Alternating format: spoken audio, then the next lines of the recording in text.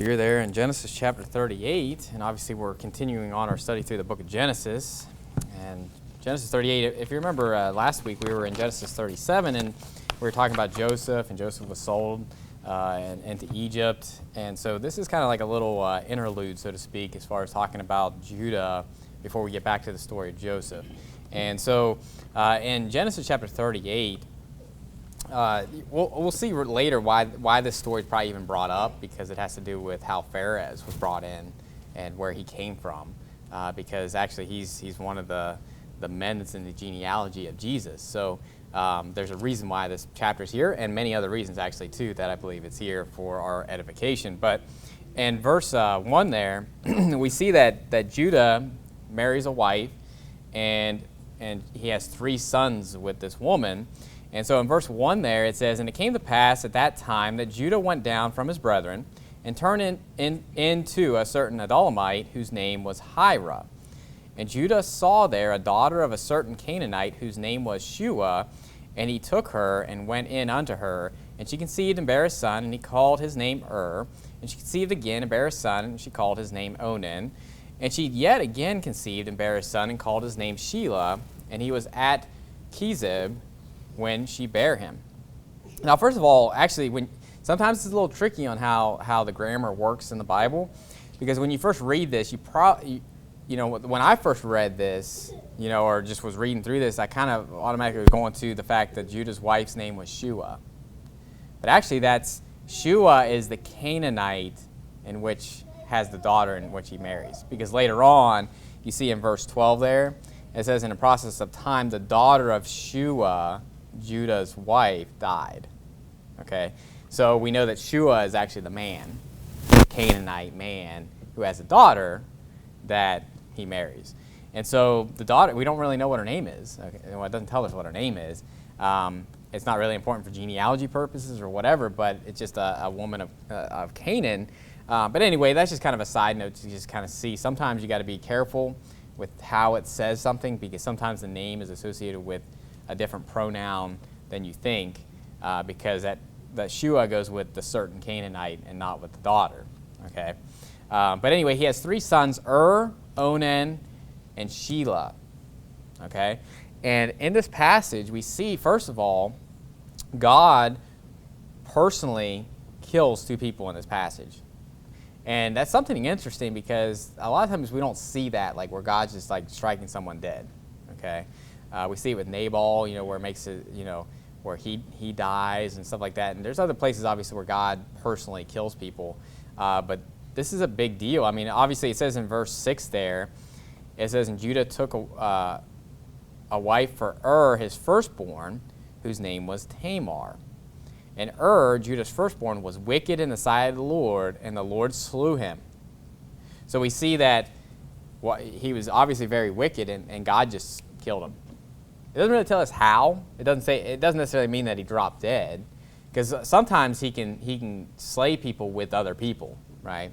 And when you talk about taking out some of the children of Israel, he basically said, "I'm going to bring the sword of the Chaldeans or whatever to slay them." So sometimes he'll use other people, but all that to say is that it was because God wanted him to die. God had him killed, and he was wicked. That's all we really know, is that he was a wicked person. But then Onan, it's interesting with this story, and this actually, there's a couple things I want you to see here, because I haven't preached a whole sermon on this before, and this whole sermon isn't going to be about this, but my stance is that I'm not for birth control at all, okay? Meaning that I believe it's actually a sin to use birth control. And here's one of the big reasons, because actually this is probably the only place in the Bible that something as far as a birth control type of mechanism is used here, as far as, and it's not a good thing, okay? Because obviously God kills Onan because of this. Now, I'll say this, when it comes to birth control, a lot of times birth control, especially when it's dealing with birth control that women take, it causes silent abortions. Now, this comes down to, where do you think that life starts? Okay, I believe life starts at conception. Most birth control pills and most birth control in general that women take, it doesn't stop conception necessarily. It causes and I'm not going to get too intricate with the biology of it, but it basically causes where the fertilized egg would implant, it causes that to be very, what they would call a harsh environment, to where it won't implant.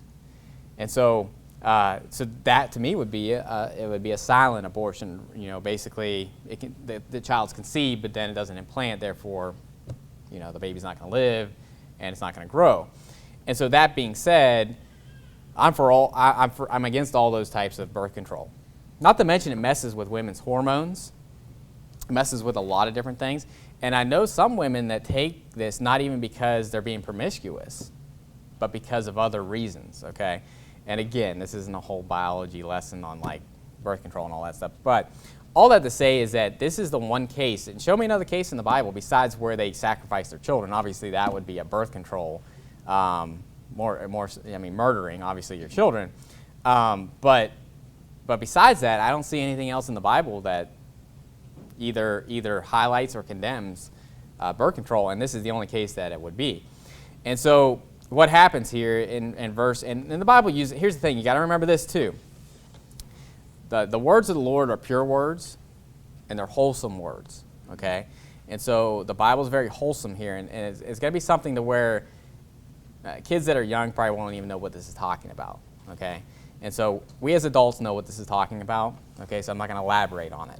And it says in Onan, notice what it says. It says in verse 8, "And Judah said unto Onan, Go in unto thy brother's wife, and marry her, and raise up seed to thy brother. And Onan knew that the seed should not be his, and it came to pass, when he went in unto his brother's wife, that he spilled it on the ground, lest that he should give seed to his brother.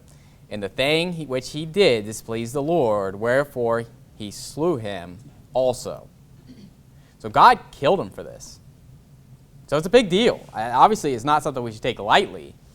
And you say, well, it's because he didn't want to raise up seed to his brother. He was just being greedy, and he didn't want, the child to be named after his brother instead of him, and all this stuff. Listen, birth control is always greedy.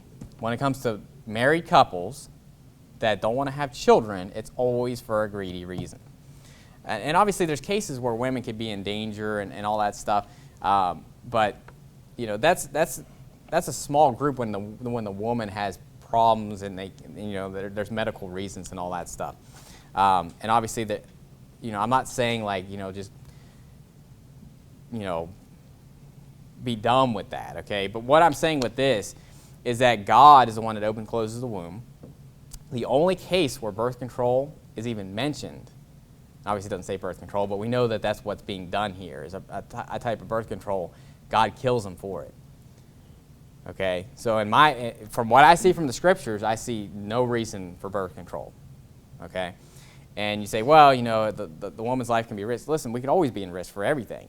When it comes to our health or anything like that, we need to trust in the Lord. When it comes to pregnancy, when it comes to anything in our lives, when it comes to that. And so I believe that God will protect through that. I believe God will help women through that if that were the case. And so I'm sympathetic to that cause, but what people usually do with that is they take the marginal case and they say, okay, well, this marginal case over here where a woman's like probably going to die if she has a baby, and they take that to apply to the rest of the spectrum. They do this with abortion. Every time there's someone that's like for abortion and they're trying to prove the point, what do they say? Well, what about incest and rape? Right? They use this marginal case and they say, well, in that case, then they should be able to do it. And all they're doing is taking this very small percentage, and by the way, that's a very small percentage of abortions is due to incest and rape. And they'll take that to justify the murder of all babies. Okay? How about you kill the person that committed incest and the rapist and let the baby live, and if you don't want the baby, then put the baby up for adoption. And so it's the same kind of logic. Okay? You can't use the marginal case to justify the majority.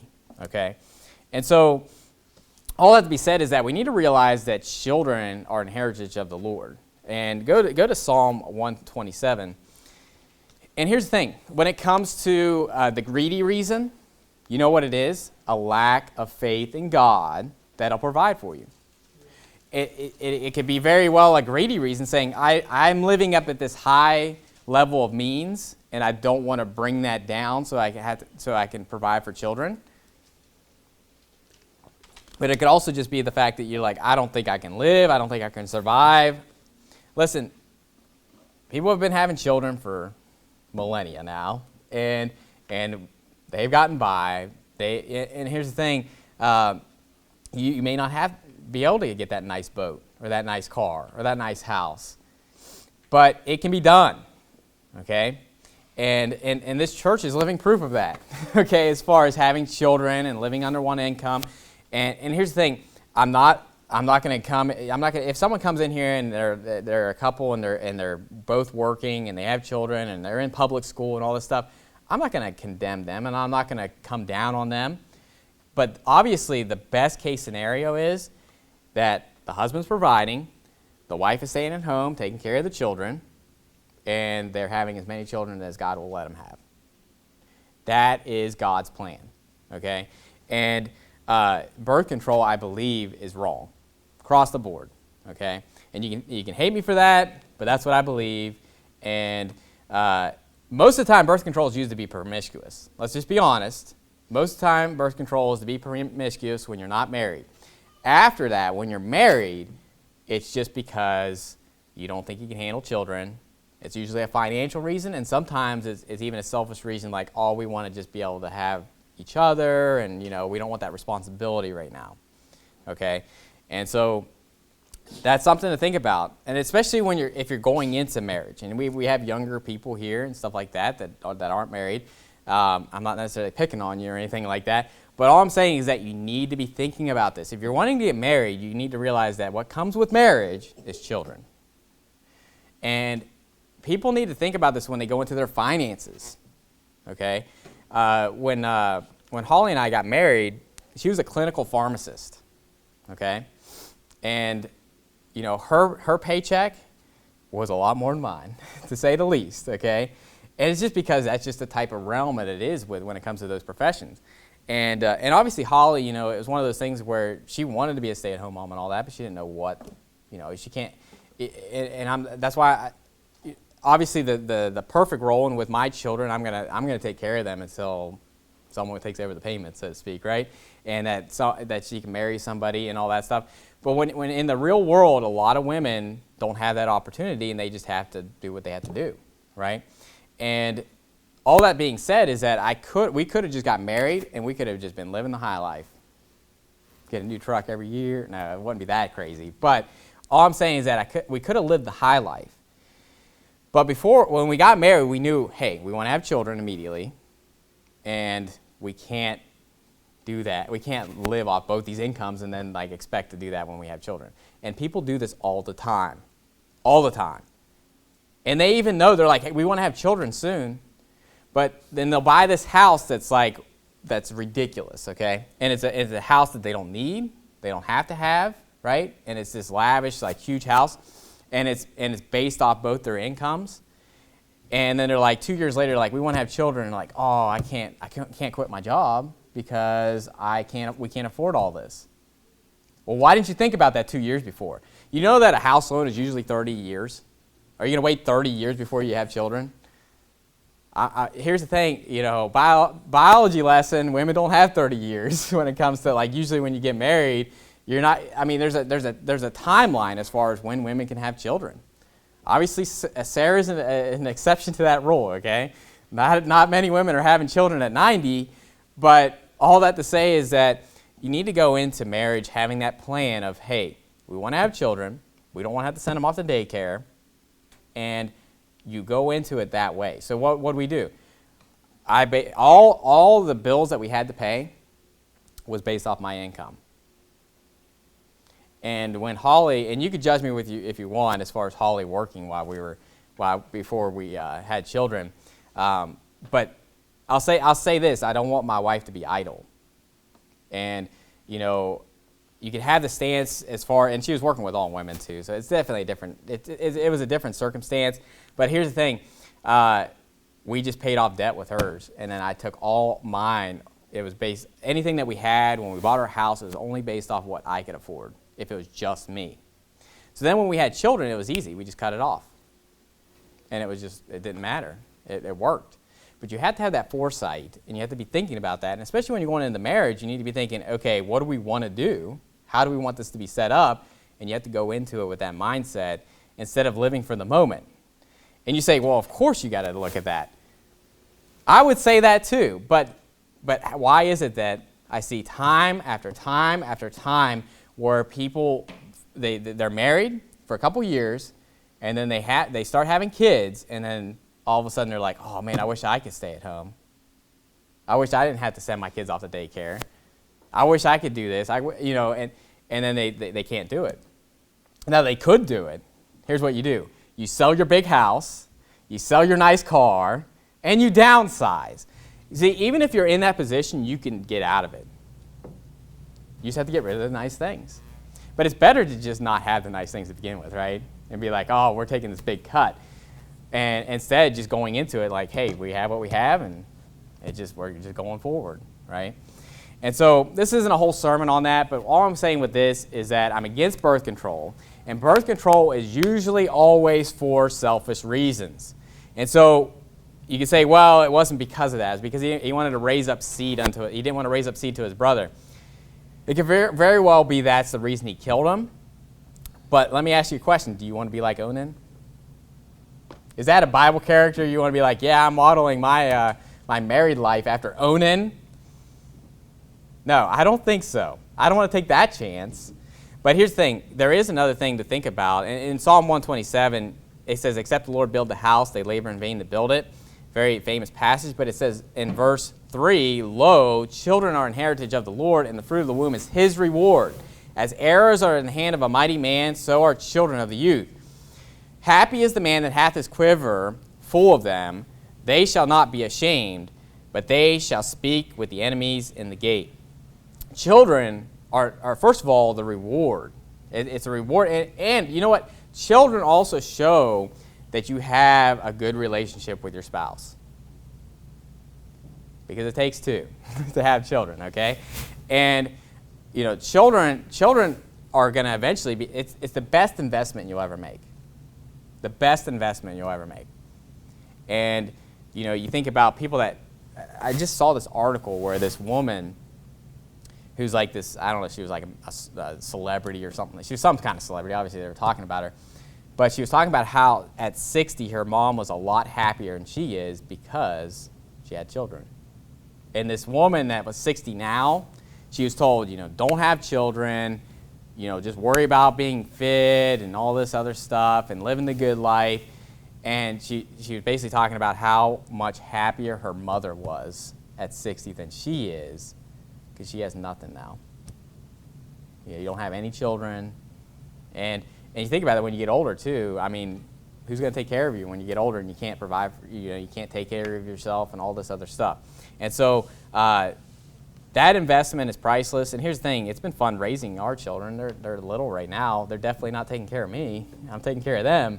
But there's never been a time where I'm just like, man, I wish I wouldn't have children. No. My children are worth more than anything I could ever buy. And I wish people could see that. And a lot of times, I think people realize that when it's too late. Like that woman that's 60 years old, obviously she's not going to be having children now. But it's too late. And so, and here's the thing, people are like, well, I'll wait like 10 years. We'll get married, I'll wait 10 years, we'll get all the stuff together and all that.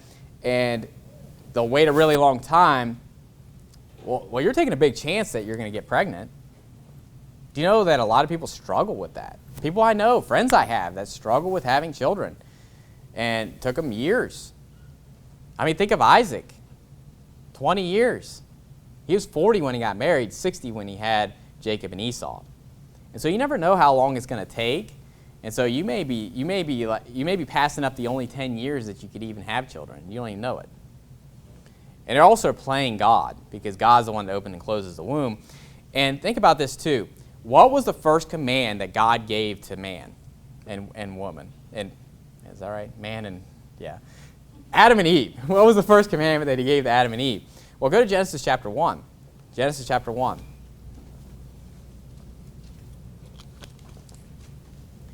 He gave it to Adam and Eve. Then he gave it to Noah and his sons. He says it to Isaac and Jacob, and he's saying it throughout the line. And you know what that shows me is that this isn't just the commandment for Adam and Eve. And this isn't just the commandment for Noah. This is a commandment that is given to married couples throughout all time. And in Genesis chapter 1, famous passage where it says in verse 26, and God said, let us make man in our image and in our likeness. But notice verse 28. It says, and God blessed them, and God said unto them, be fruitful and multiply and replenish the earth and subdue it, and have dominion over the fish of the sea and over the fowl of the air and over every living thing that moveth upon the earth.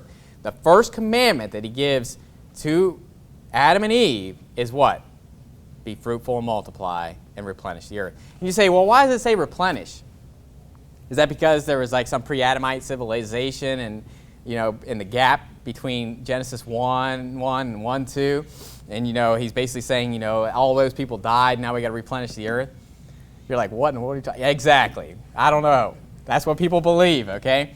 The reason it says replenish, first of all, words can change, by the way, and sometimes replenish. I think there's an old dictionary that says replenish just means to fill. But think about this. You know what that means? Is that this is something that has to keep going on. It's like it's a continual or perpetual commandment. Does that make sense? If he would have just said plenish the earth, we would say, well, it's already plenished. But why are we replenishing the earth? Because people are living and dying, living and dying, living and dying, living and dying. And so you got to constantly be replenishing the earth. And nowadays, people are only having like 1.2 kids. I don't know what it is. It's something like that. It always makes me laugh when they give you the decimal, right? But I think it's like 2 kids, somewhere around there, 2 kids average for American families. And what you got to realize is that's multiplying, I guess, if you have 2 kids. And here's the thing, some people can't have any kids, okay? And I'm not against you, and I'm not against anybody that can't have kids. And some people are only going to have 1, and that's it. That's fine. Praise the Lord. Whatever God will allow you to have. But most people can have more than that. And when he says multiply, you're dealing with multiplication and not addition. And 2 kids would be multiplying by 1. Okay? You basically just multiplied yourselves by 1 because there's 2 of you, and then there's another 2 of you, right? And so we need to remember that this is a continual commandment. It's a perpetual commandment that God is constantly telling married people. It's saying, be fruitful, multiply, replenish the earth. And obviously, a spiritual aspect, Christians, bring forth other Christians, multiply, replenish the earth. And your children are going to be some of the best people. You want to talk about follow-up? You want to talk about discipleship? Your children are going to be the best disciples you're going to ever have because they're with you all the time. They're forced to listen to you, okay? You're feeding them, right? You're taking care of them. And so take that as an opportunity. Let those be the children that you bring up spiritually and physically. And so I just wanted to park it there for a second on birth control, okay? And just wanted you to know my stance. I don't think I have it in the statement of faith as far as like I'm against birth control. But one big reason why I'm against birth control, because a lot of times it causes silent abortions. And obviously I'm against abortion. But the second reason is because I believe God's the one that opens and closes the womb, and we need to put our trust in God, financially and physically, and all aspects of that, okay? And so, but also, it does get into this aspect of where he's bringing up seed to his brother. So what is that talking about? Well, go to Deuteronomy chapter 25. Now, obviously, in Genesis 38, you're dealing with something that happened before Deuteronomy, right? We're dealing with before the law and all this stuff. But it does kind of show you that this idea of bringing up seed for your brother was before the law. It's kind of like the death penalty was before the law, and obviously moral law was before the law. Obviously, well, it's still moral law, right? But there's a lot of things that are pre-Moses Day kind of thing. And the law was really just kind of like establishing that for that covenant and with that nation. But Deuteronomy 25, this is where this comes from, or where we can see it laid out. It says in verse 5, so Deuteronomy 25 and verse 5, it says, if brethren dwell together and one of them die and have no children, the wife of the dead shall not marry without unto a stranger. Her husband's brother shall go in unto her and take her to him to wife, and perform the duty of an husband's brother unto her. And it shall be that the firstborn which she beareth shall succeed in the name of his brother which is dead, that his name be not put out of Israel. And if the man like not to take his brother's wife, then let his brother's wife go up to the gate unto the elders, and say, my husband's brother refuseth to raise up unto his brother a name in Israel. He will not perform the duty of my husband's brother. Then the elders of his city shall call him, and speak unto him, and if he stand to it, and say, I like not to take her, then shall his brother's wife come unto him in the presence of the elders, and loose his shoe from off his foot, and spit in his face, and shall answer and say, so shall it be done unto that man that will not build up his brother's house. And his name shall be called in Israel the house of him that hath the shoe loosed. Now, that's a long name, right? So this is definitely interesting, like taking off his shoe and spitting in his face, okay?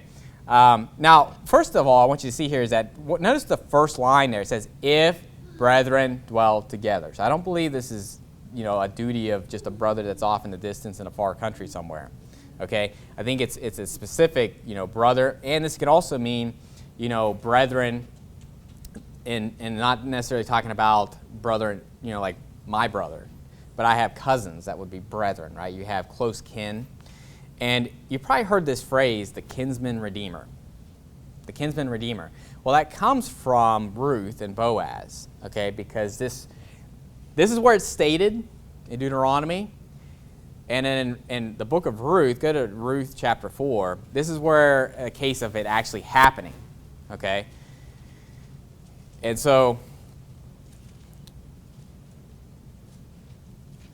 now I'll say this. I don't believe this is saying that, let's say, my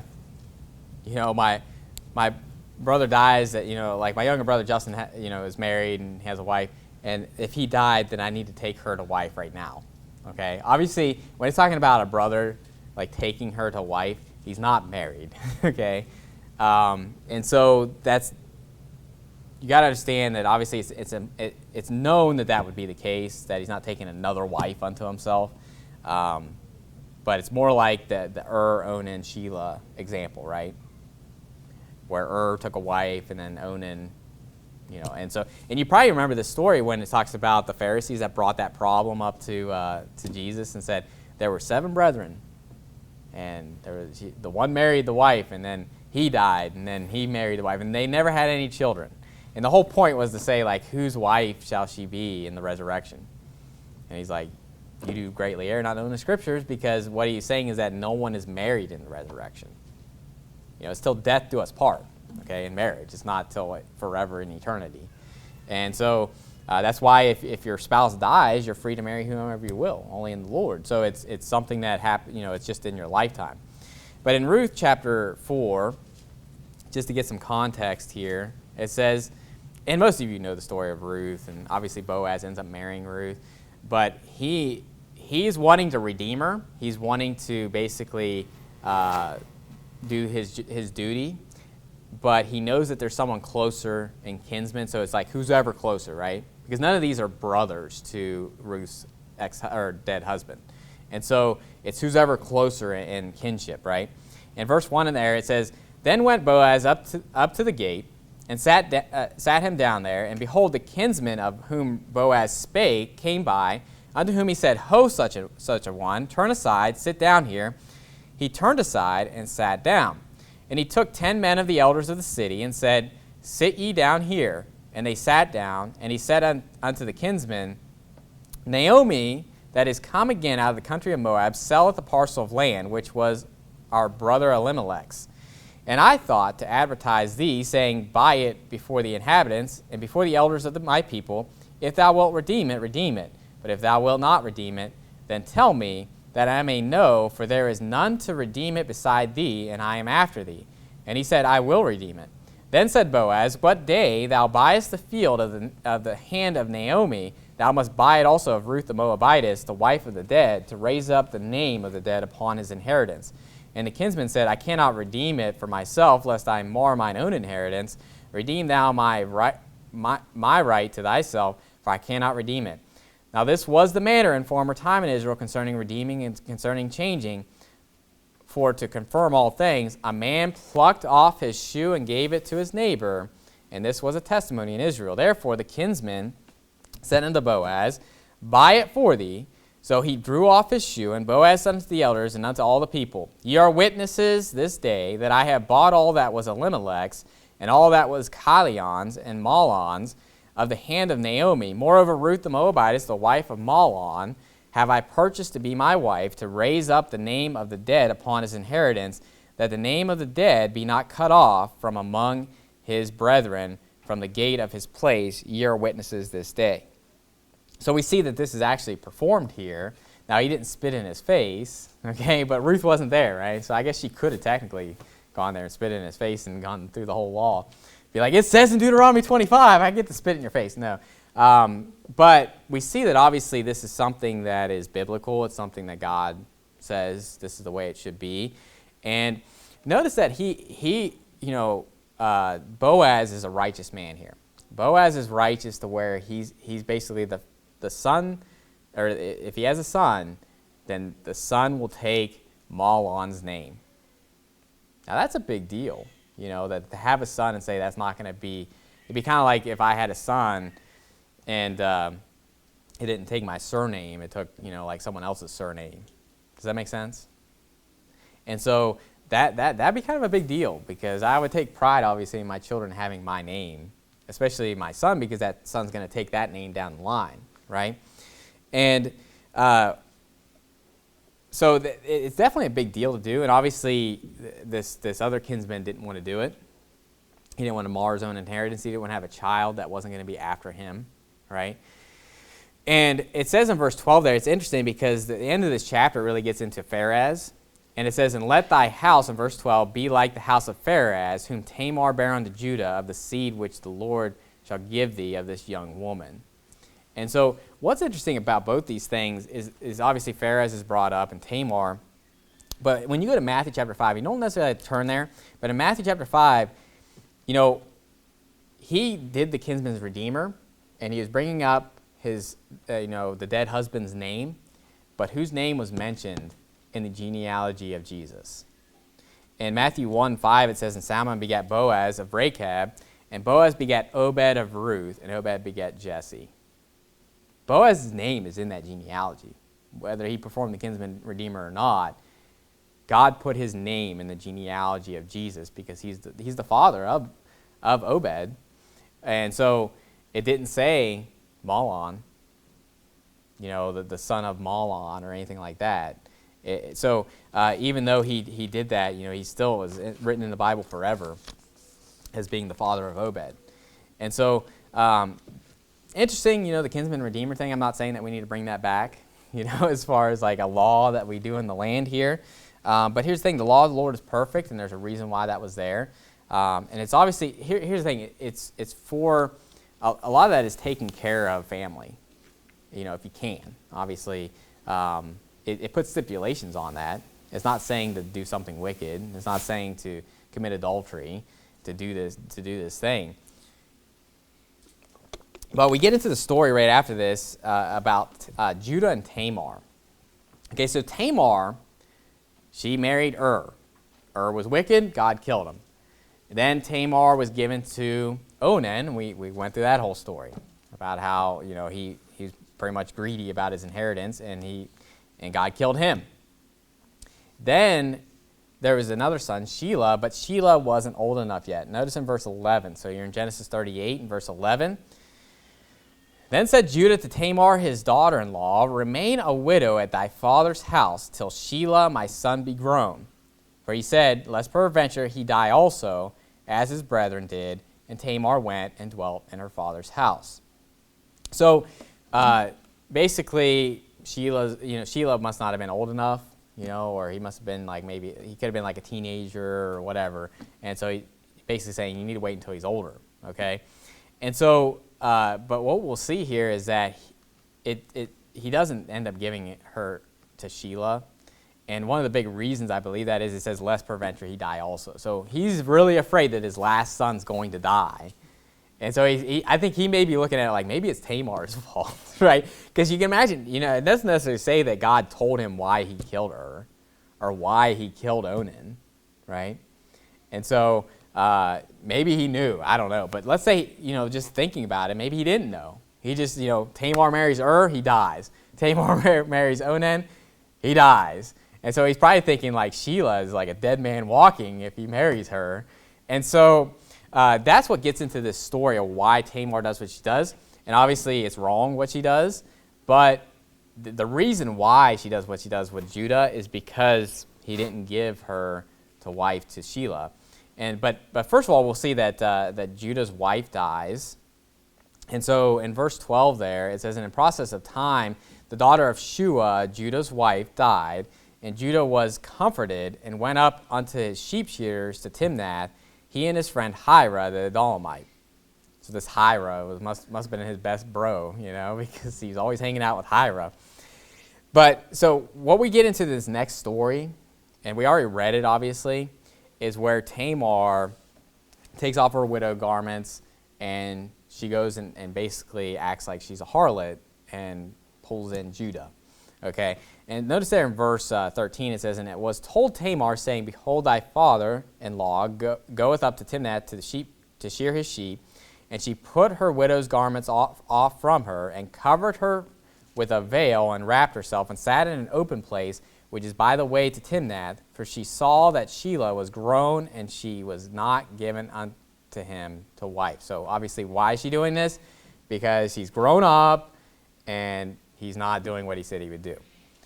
And in verse 15 it says, "When Judah saw her, he thought her to be an harlot, because she had covered her face." Now this is really interesting. She puts a veil on her face and covers and wraps herself. And you know what Judah says? She looks like a harlot. Now that's very interesting to me, because what religion makes their women cover their face and cover their whole body? Islam. And they're always like, "Oh, we're we don't want you to, we can't even see your eyes, like don't even look at their eyes." It's craziness, okay? But it's funny because the Bible actually says that that's the attire of a harlot, and that he thought she was a harlot because she put a veil over her face. And so isn't it funny how like these religions get things completely backwards, right? And by the way, the Bible does not teach that women need to cover their heads with any kind of veil or cover their body. I mean, obviously we need to cover our nakedness, right? We need to be in modest apparel.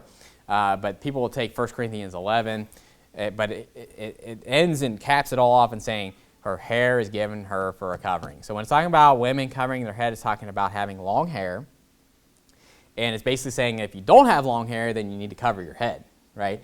And with men, it's talking about the fact of having short hair, and it's a shame for a man to have long hair. It's not talking about a hat, okay? It's not talking about a bonnet, because men, the priests had to wear bonnets in the Old Testament, so they clearly can't be talking about that. And so this isn't a whole sermon on like long hair, short hair, but all that to say is that it's interesting that when she wore a veil over her face, Judah's like, that's a harlot. And that's supposedly the whole reason why the Muslims make their women basically, what is that, burqa, or what do they call those things? I don't want to say Birkenstocks because that's not what that is, right?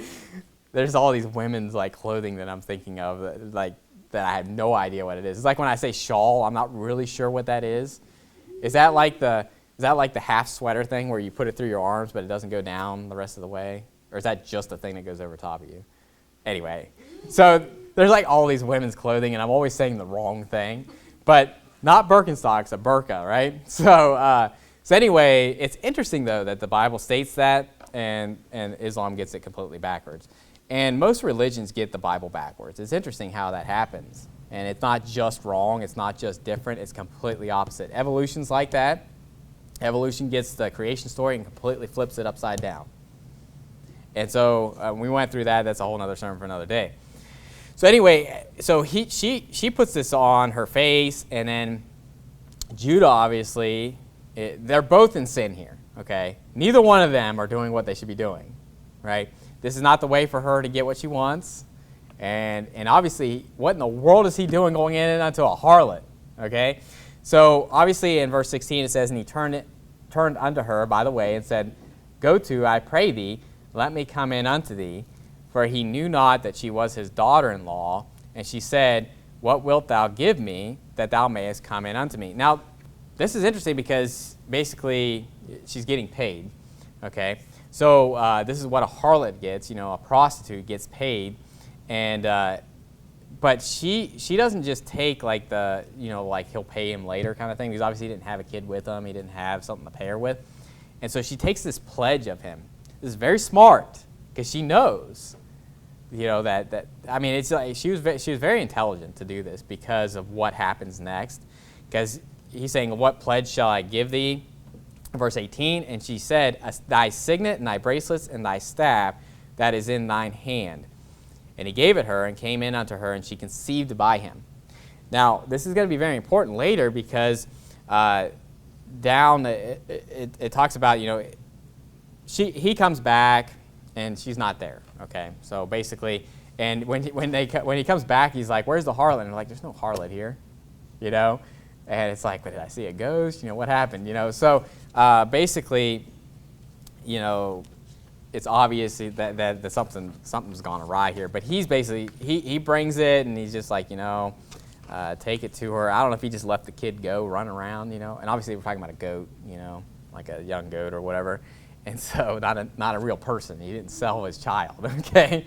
And so I don't know if he just let it go and just said, let it go to her, kind of thing, and so that he'd be blameless from the pledge. But this next part is like the thug life of the Bible, in my opinion. If you ever read those things where you're just like, it's a mic drop, Because what happens next, every time I read this, I'm like, bam, she got him. Like it's one of those things, like they're both in sin, they're both wrong, but she really just got him pinned. Because in verse 24, and the reason why I'm hitting this, because the hypocrisy of Judah. And men, a lot of times there's this double standard. Obviously, I'm talking to Christians that, we know that fornication is wrong, right? But in the world, men, it's like this bragging rights to be a whoremonger, and women, it's, they're a whore, they're a harlot. No, you're a whoremonger, men, if you sleep around with people, and there's this double standard out there where we look down on women, which we should, but we need to look down on the men just as much, okay? And this is where I love this, because it really puts Judah in his place, because he needs to be put in his place, okay? And so in Genesis 38, verse 24, it says, and it came to pass after 3 months about 3 months after. Now, why would this be the case? Why would they know? Well, you start showing at 3 months. So obviously, we know why they know that she committed fornication. But it says that it was told Judah, saying, Tamar thy daughter-in-law hath played the harlot, and also, behold, she is with child by whoredom. And Judah said, bring her forth and let her be burnt. Now, the hypocrisy in that, because 3 months earlier, he just slept with a harlot. And so I'm reading this like, what are you thinking? Like the hypocrisy in what he wants to do here and the judgment he's trying to cast on her. Now, here's the thing. Fornication, first of all, fornication is never given the death penalty, except for in cases where it's like really wicked, like incest type stuff. And so I think he's going a little extreme here.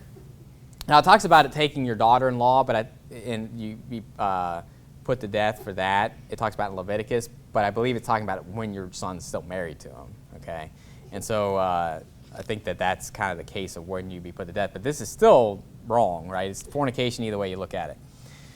But this is the mic drop. This is the thug life of the Bible right here. Notice what happens in verse 25.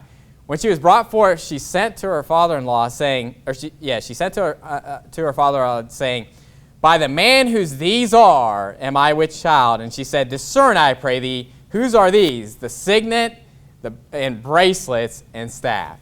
I mean, mic drop right there. Basically, like, you're wanting me to be burnt? Whose are these? Because that's whose child it is. And it's just like, bam, you're the one that did it. And so they're both in sin, but what we need to realize is we need to not be hypocrites in our judgment. And Judah was a huge hypocrite here.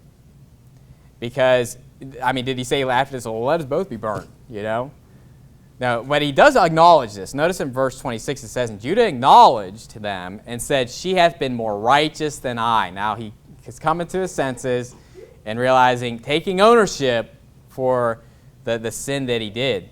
Because that I gave her not Shelah, my son, and he knew her again no more. So he didn't, go into her anymore. Okay, so he didn't like take her to wife and all that stuff. Now, this is a true case where the Matthew 7, now, a lot of times, we really have to be we're on the offense, or we're really trying to get away from certain passages, I guess, or people are trying to say to us. But this is really where the judge not lest ye be judged, it comes into play, or that ye be not judged. This is where this comes into play because it's talking about hypocrisy. Go to Matthew chapter 7. Matthew chapter 7. So Matthew chapter 7, and what people usually do is they read that one verse and then they run away. It's like, judge not, that you be not judged, and then they just hightail it out of there like they won the argument or something like that. But we're going to read the whole passage because what this is dealing with is exactly what Judah did. Exactly what Judah did. In verse 1 there, it says, judge not that ye be not judged, for with what judgment ye judge, ye shall be judged, and with what measure ye mete, it shall be measured to you again. And why beholdest thou the mote that is in thy brother's eye, but considerest not the beam that is in thine own eye? Or how wilt thou say to thy brother, let me pull out the mote out of thine eye, and behold, a beam is in thine own eye? Thou hypocrite, first cast out the beam out of thine own eye, and then shalt thou see clearly to cast out the mote out of thy brother's eye. So is it saying never cast out the mote out of someone's eye? No, it's not saying never do it, but it's saying that if you have a beam in your own eye, then don't go up to somebody that has something smaller than you, right? It's kind of like if you had a real big problem. Let's say a big example here. Let's say you're an alcoholic, right? You're an alcoholic, and then someone's over there like sipping on a beer and like social drinking or whatever, and then you went up to him and be like, "What are you doing? You're wicked." Don't you know the Bible says like that you shouldn't even look at it? Do you see how foolish that is? And so it's the same thing with this, because he just did what he's accusing her of. Let's see if I make it through this sermon. It's like every sermon, man. I'm like dying up here. But it's the same exact thing. And if you know this too, when when the Bible talks about like accusations and stuff like that, if you give a false accusation, if I give a false accusation on somebody and the penalty is death, I get the death penalty. You get whatever's whatever judgment you're meting out, that's going to come back to you. That's what this is stating, right? Even though let's say someone was on trial for murder, and I went up to him and said, I saw him do it. And then it turns out I was a false witness. They did this with Jesus, by the way, because they gave all these false accusations and the penalty was death. And if I was found out to be a false witness, my judgment is whatever his judgment would have been. And so that's what it's talking about. It's like whatever judgment you're giving, it's going to be meted to you as well. Okay? And so don't be a hypocrite in judgment. That doesn't mean that we can never judge. Okay? But that would be like, this is a prime example, and this seems to be happening a lot. Pastors that get divorces and commit adultery get up the next Sunday and talk about marriage. I mean, how wicked and hypocritical is that? That Greg Locke, or whatever his name is, has an affair with his secretary and, gets a divorce, and then he's going to get up and preach about marriage? I mean, talk about the most hypocrisy that I could even imagine. So let us not be hypocrites, and if you're going to judge and you're going to call condemnation down on somebody, you best not be guilty of it. and I'm obviously talking about big sins, right? Because obviously a drunkard, fornication, those are big sins that people can get kicked out of church. I'm not saying just because, it doesn't mean I can't preach on lying, okay? I've told a lie before, okay? We've all told lies. All liars have the part in the lake which burns with fire and brimstone. We give that as an example of like everybody sins, right? But what we're talking about is like big, major sins. And don't like scowl my sermons or anything like that. But mark this down. A lot of times when you don't hear a subject from the preacher, they may be struggling with it. Okay, now I got to look at all my sermons and make sure I got everything covered, right? You know, you'd be like, well, he didn't preach on that. I wonder if Pastor Robinson has a problem in that area, right? So I'm trying to preach it all, okay? So I'm trying. I got a list, okay? But all that to say is that sometimes, you know, when a preacher doesn't preach on something, it's because they're guilty of it. And so sometimes the preacher forgets, okay? So, you know, you got to give him a break sometimes. Don't just scour his sermons and be like, well, he hasn't preached on that in a while. I wonder what's going on. So some things are more pertinent, I guess, as far as what's relevant, okay? But the last thing here, and we'll be done, is dealing with the fact that she does conceive, and she ends up having twins. And so in Genesis chapter 38, we see the birth of Pharez and Zerah. And so I'm going to read this real quick. In verse 27 it says, "And it came to pass, in the time of her travail, that, behold, twins were in her womb. And it came to pass, when she travailed, that the one put out his hand, and the midwife took and bound upon his hand a scarlet thread, saying, This came out first. And it came to pass, as he drew back his hand, that, behold, his brother came out. And she said, How hast thou brought forth? This breach be upon thee. Therefore his name was called Pharez. And afterward came out his brother, that had the scarlet thread upon his hand, and his name was called Zerah." So this is obviously this is in the genealogy, Matthew chapter 1. Again, it talks about, it says, "And Judas begat Pharez, and Zerah of Tamar." So that's in the genealogy of Jesus. So why is this whole chapter here? Well, there's obviously things that we can learn from it, and things that are in the Bible for a reason, obviously. But also, I think one of the major reasons is to see where Pharez came from. Because it's kind of an odd story. It's not like he had a wife and then she had Pharez kind of thing. You know, this is obviously a little more of an intricate story of how Pharez came to be. But I want to show you something. This is the last thing I'm going to show you here. Is the name Pharez? What does it mean? Okay, and Pharez means, if you look at verse 29 there, it says, "This breach be upon thee, therefore his name is called Pharez." And I want to show you something, because there's a passage in Daniel chapter 5 that may have made you wonder about something. Go to Daniel chapter 5. Daniel chapter 5. David probably already knows this, because when I was in Sunday school, I went down this rabbit trail with him. And I remember I think his parents were asking me, like, "What'd you learn today?" And it was like something that had nothing to do with the lesson. Like, I mean, talk about the rabbit trail. And I was teaching on this. And sometimes when I would do those the Sunday school things, I was like reading through something. I found something interesting. I'm just like, this has nothing to do with the sermon, but I just want to show you this kind of thing. But anyway, so we saw Pharez means to break forth.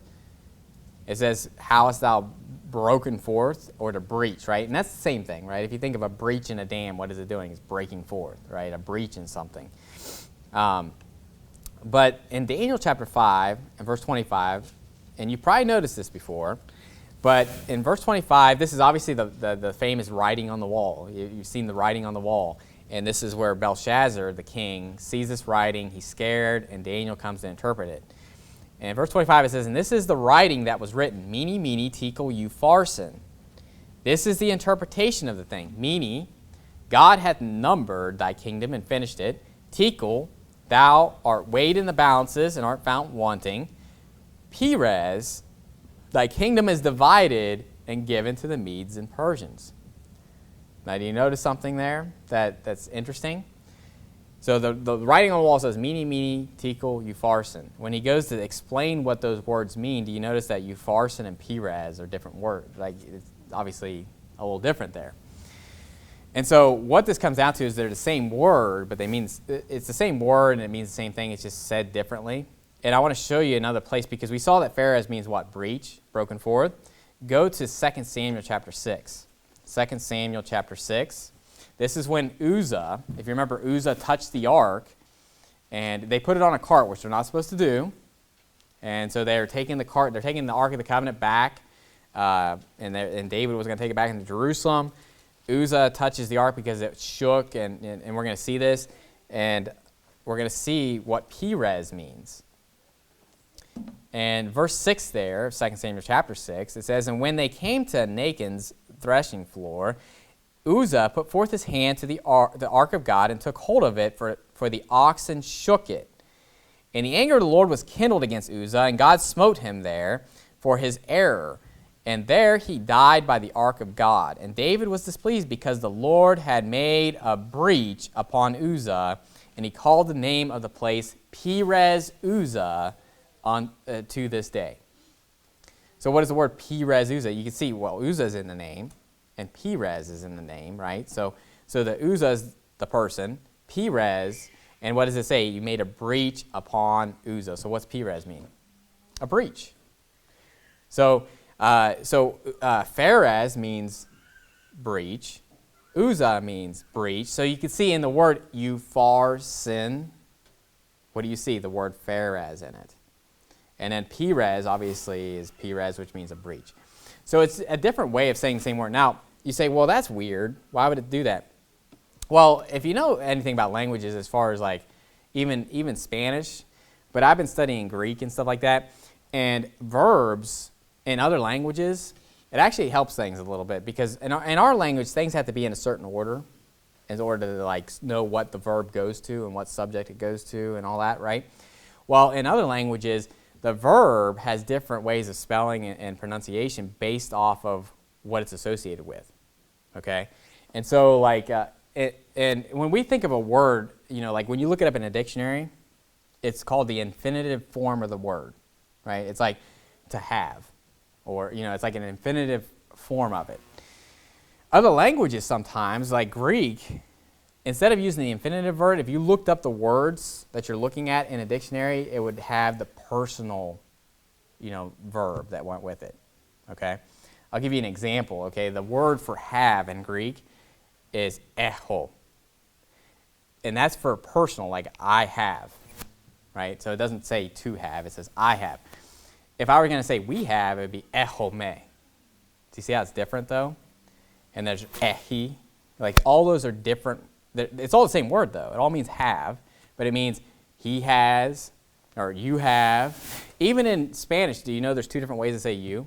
Tu and ustedes, or usted. So don't get mixed up on that. You know, don't look at me, Daniel, like, oh, there's a mistake in the Bible.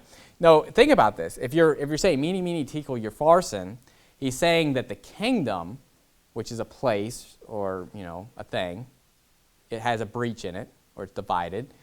And then he's just explaining. It'd be kind of like if I put down the definitive term or infinitive term of the word, and he's explaining what that means, right? So you can look at it like these are like the infinitive forms of the word, and Perez is like that, okay? And so that has nothing to really do with Pharez, okay? Besides the fact that a lot of times in the Bible we'll see definitions for names, and you'll see a name as far as like Jerubbaal means plead for Baal, you know, and you think of Salem means peace, and Melchizedek means righteousness, and it'll define these terms. So when you look at Jerusalem, you can see what's in that word, peace. And so there's certain things like that. And so when you go to like Daniel 5 and you see like it says upharsin here and Perez here, is that a mistake? No, it's the same word. It means the same thing. It's just maybe used in a different format, and especially in other languages. Our language isn't like that, right? If I say have, it doesn't matter if I say I have, you have, she has, they have. It's all the same. But in most languages, it's not like that. Most languages, it's different. The verb changes. And even in how you use the word in a sentence, whether it's the subject or whether it's the object, like in Greek, there's like the nominative and the accusative case, and the same noun could have different ways of saying it, okay? And you're like, I don't care. But all I'm saying with that is that it's not that out of the ordinary to see that in Daniel chapter 5. And when I see passages like this, when it names somebody Pharez and it means breach, and then I see Perez Uzzah and it means breach, I'm like, it comes together, right? And then you look at upharsin and you look at Perez and you're like, oh, it's the same word. It just used it a different way. So anyway, that's Genesis chapter 38. Definitely some interesting stuff in there, and you know, obviously taking a little detour off of Joseph. We got into the fact that he was sold. So it's kind of like this cliffhanger. He was sold into Egypt they're like, oh, well, let's go into Judah a little bit. You're like, wait a minute, I want to know what happened to him, right? So when we get into Genesis chapter 39, we're going to be getting into Joseph's situation and his story where God is with him. So there's a lot to get into with Joseph. But let's end with a word of prayer. Dear Heavenly Father, Lord, we thank you for this evening and pray that you'd be with us throughout the rest of this week. And Lord, we thank you for everything that you give us. And Lord, thank you for your word. And Lord, just so many things that we can learn in it. And Lord, just so many little nuggets of truth that we can find. And Lord, just pray that you'd be with us for the rest of the evening and throughout the rest of the week. And Lord, we love you and pray else in Jesus Christ's name. Amen.